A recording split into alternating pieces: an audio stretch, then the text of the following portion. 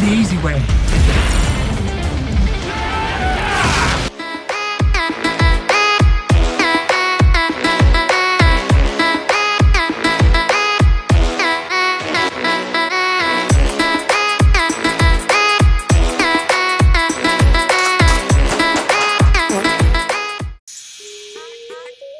Yo, halo semuanya. Selamat datang kembali di channel Mitsuki Indonesia. Pada video kali ini, kita akan membahas alur cerita Ultraman Rising Netflix sesuai voting sebelumnya. Dan biar videonya cepat selesai editing, gue pakai suara aja daripada kelamaan upload. Dengan bagaimana hasil berburu kurban kalian dapat banyak jika dan tanpa berlama-lama lagi. Langsung saja kita masuk ke dalam cerita. Di awal film, terlihat kisah pahlawan kita, yaitu Ultraman.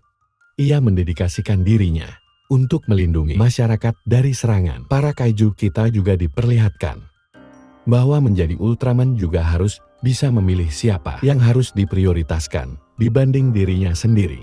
Singkat cerita, di Odaiba, Jepang, terlihat seorang anak bernama Ken Sato, dan kedua orang tuanya bernama Emiko Sato dan Hayao Sato. Ada juga sebuah robot asisten yang bernama Mina. Terlihat mereka adalah keluarga yang harmonis. Di situ Ken sangat menyukai sosok Ultraman. Dia juga bercita-cita ingin menjadi seorang pemain baseball yang terkenal. Tiba-tiba terjadilah gempa, dan alarm jam milik kedua orang tua Ken berbunyi, yang menandakan munculnya seekor kaiju. Dan ternyata ayahnya, Sato ini adalah seorang Ultraman pertama. Di situ terlihat ada seorang prajurit mengatakan bahwa kaiju Gigantron telah datang, dan keluarga mereka dalam bahaya. Dengan terpaksa, Hayao harus meninggalkan Sato dan Emiko untuk menjalankan misinya sebagai seorang Ultraman.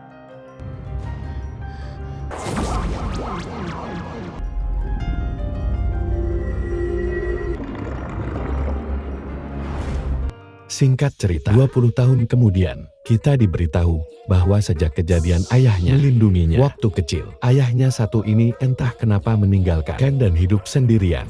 Sekarang Ken Sato yang sudah tumbuh dewasa, ini telah menjadi pemain baseball yang sangat terkenal.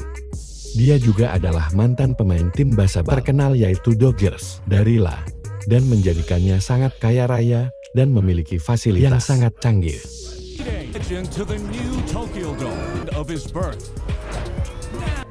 Sini, Ken Sato kembali ke Jepang untuk memperkuat tim baseball Gian, karena dirinya yang sangat terkenal di dunia baseball. Antusiasme para penggemar dan juga wartawan sangatlah besar untuk menyambut kembalinya dia ke Jepang.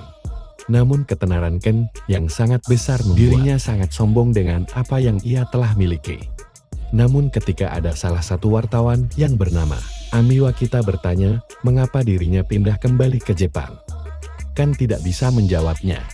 Ami juga berasumsi kembalinya Ken ke Jepang karena ingin menyelesaikan keluarganya, yaitu terkait ibunya Ken yang masih hilang entah kemana dan diberitakan telah wafat. Karena hal tersebut, Ken langsung pergi meninggalkan konferensi pers sekaligus jam tangan alarm kaiju Ken berbunyi. Ternyata Ken ini mewarisi kekuatan sang ayah menjadi seorang Ultraman. Dan Ken segera menjalankan misinya menghadapi kaiju yang datang aku.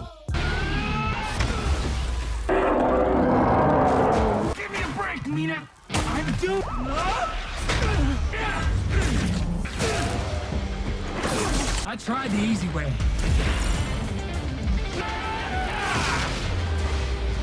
Karena lengah, Ken terpojok nih oleh kaiju itu. Namun tiba-tiba datanglah organisasi bernama KDF atau Kaiju Defense Force yang menangkap kaiju itu dan mengatakan kepada Ultraman untuk segera pergi karena Ultraman bukanlah personil resmi pemerintah seperti mereka. Di situ Ultraman ingin langsung menggunakan kekuatan pamungkasnya yaitu sinar laser dari kedua tangannya.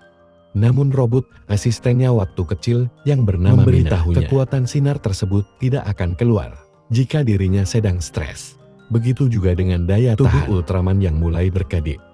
Di sisi lain, di sebuah apartemen kecil, kita diperlihatkan nih seorang kakek yang ternyata itu adalah Hayao Sato. Ayahnya Ken. Dia sedang mengamati Ken dari layar TV dan mencemaskan Ken yang tidak bisa berbuat banyak ketika dirinya menjadi seorang Ultraman. yang pada akhirnya satu pergi nih meninggalkan pertempuran dan membiarkan organisasi KDF menangani semuanya sendiri. Di situ ayahnya meneleponkan dan memberitahu dia mempunyai tanggung jawab sebagai seorang Ultraman. Namun sayangnya di situ Ken menghiraukannya dan pergi pulang ke rumah. Di situ Mina memberitahukan bahwa ada janji wawancara dengan Ani di sebuah restoran. Akhirnya Ken pergi ke sana. Sesampainya di sana mereka berbincang. Ternyata Ken ini memang berbakat soal menjadi pemain baseball. Namun karena keegoisan dia dan kesombongan dia, timnya tidak pernah mendapatkan gelar juara satupun. Di situ juga diceritakan bahwa ternyata Ken dan ibunya pergi kalah dan ayahnya tetap tinggal di Jepang. Namun Ken masih belum bisa mengatakan mengapa dirinya sangat tidak suka dengan ayahnya. Tiba-tiba saja masuklah seorang bocah perempuan menggunakan topeng Ultraman. Ternyata bocah tersebut adalah anak dari Ami. Di sisi lain, di markas KDF, terlihat pemimpinnya bernama Dr. Onda. Dia adalah orang di awal film tadi yang memberikan informasi kepada ayah Ken bahwa Gigantron telah muncul. Dr. Onda ini adalah korban dari keganasan Gigantron dulu yang menyebabkan istri dan anaknya tewas. Sehingga dia sangat ingin memusnahkan para kaiju agar semua manusia tidak merasakan penderitaan kehilangan keluarga seperti dirinya. Diperlihatkan sebuah pesawat yang membawa sebuah paket rahasia untuk diserahkan ke markas KDF. Namun di perjalanan menuju ke markas KDF, terlihatlah sosok besar di tengah laut mengejar mereka.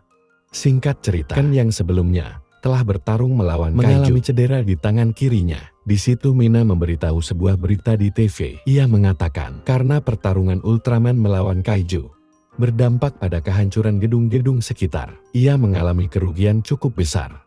Dan para warga menyalahkan Ultraman yang sekarang berbeda dengan Ultraman yang dulu semasa ayahnya Ken. Di situ Ken juga melihat video sebelum ibunya menghilang dan berpesan bahwa dirinya harus akur kembali dengan ayahnya yang telah cedera karena pertarungan terakhir. Dan Ken harus banyak belajar dengan ayahnya menjadi seorang Ultraman. Singkat cerita, pertandingan pertama Ken tiba, yang yaitu tim Gian melawan Swallows. Para penggemar dan semua orang sangat menantikan debut pertamanya dari sang pemain legenda, yaitu Ken 16 tahun.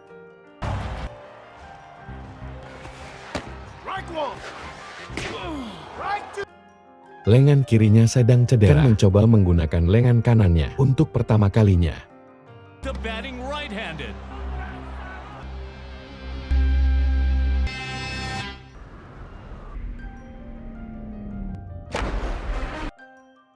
Namun tiba-tiba alarm kaiju milik ayah Ken berbunyi, yang ternyata pesawat paket rahasia melewati apartemen milik ayah Ken. Dan kagetnya lagi, di belakang mereka kaiju Gigantron mengikuti mereka. Ketika ingin melewati stadium baseball, Gigantron tiba-tiba menyerang pesawat itu.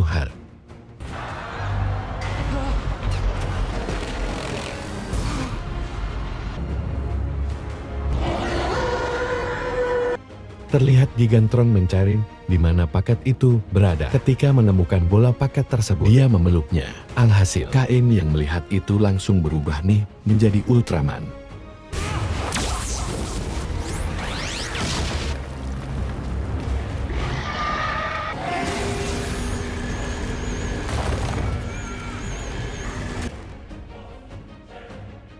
Dr. Onda menyuruh seluruh pasukannya untuk menghabisi Gigantron dan mengambil paketnya. Di situ Gigantron membawa paketnya dan disusul para pasukan KDF. Mina memberitahukan bahwa KDF akan memusnahkan Gigantron tanpa ampun, sehingga Ultraman harus menghentikan para pasukan KDF agar tidak menghabisi Gigantron. Ultraman juga mencoba membujuk para pasukan KDF untuk mundur karena Gigantron sudah menjauh dari kota. Namun Dr. Onda memberikan perintah, jika Ultraman menghalangi mereka, mereka boleh menghabisi Ultraman. Ultraman juga membujuk Gigantron untuk memberikan bola paket. Namun sayangnya percuma. Akhirnya kejar-kejaran di antara mereka tetap terjadi. Gigantron is in missile range. They're going to kill. Fire!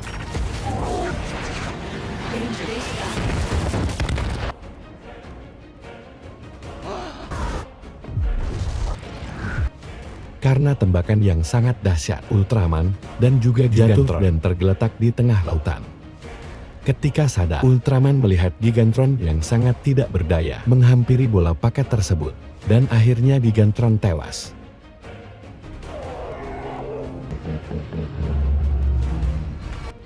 Akhirnya Ultraman mengambil bola paket tersebut, namun tiba-tiba bola paket tersebut terbuka.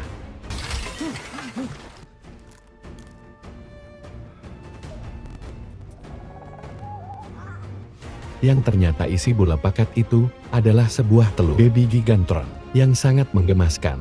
Karena tidak tega, Ultraman membawa baby Gigantron itu ke markasnya. Sesampainya di sana, Mina terkejut nih kan membawa seekor baby keju. Keju itu adalah seekor betina. Mina juga mengatakan bahwa selama ini tidak ada yang pernah melihat bayi kaiju, sehingga tidak ada satupun data yang dimiliki oleh Mina. Di situ Mina mengatakan kaiju ini menganggapkan Ultraman sebagai induknya. Ken yang kaget sangatlah bingung, harus dia apakan bayi kaiju ini. Akhirnya dia berencana membawa kaiju tersebut ke pulau para kaiju. Namun sayangnya tidak ada satupun nih yang mengetahui keberadaan pulau kaiju tersebut. Karena energi Ultraman Ken habis, dia berubah menjadi manusia biasa. Yang ternyata bayi kaiju ini sangat takut dengan sosok Ken yang menjadi manusia.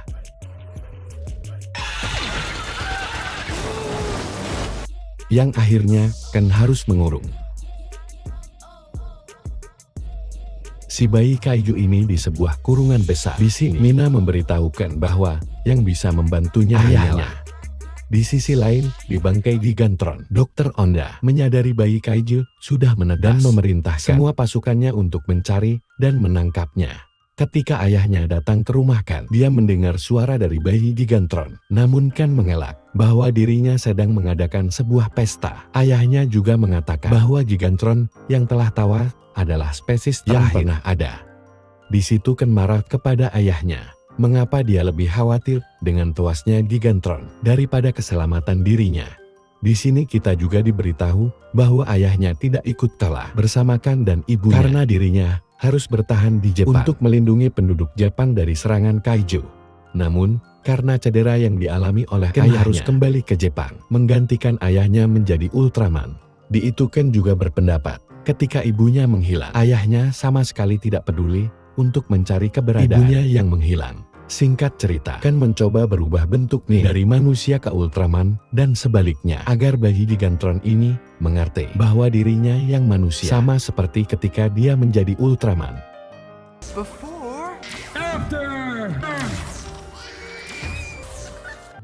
Before sampai akhirnya, bayi Gigantron ini terlihat sangatlah kelaparan, yang mana Ken mencoba menyiapkan makanan untuknya, namun sayangnya dia tidak suka.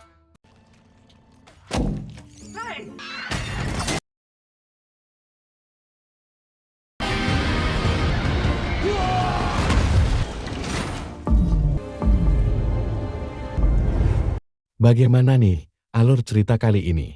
Buat kalian yang suka alur cerita seperti ini, bisa klik tombol subscribe agar tidak ketinggalan part 2-nya. Dan juga jangan lupa tonton fullnya di Netflix.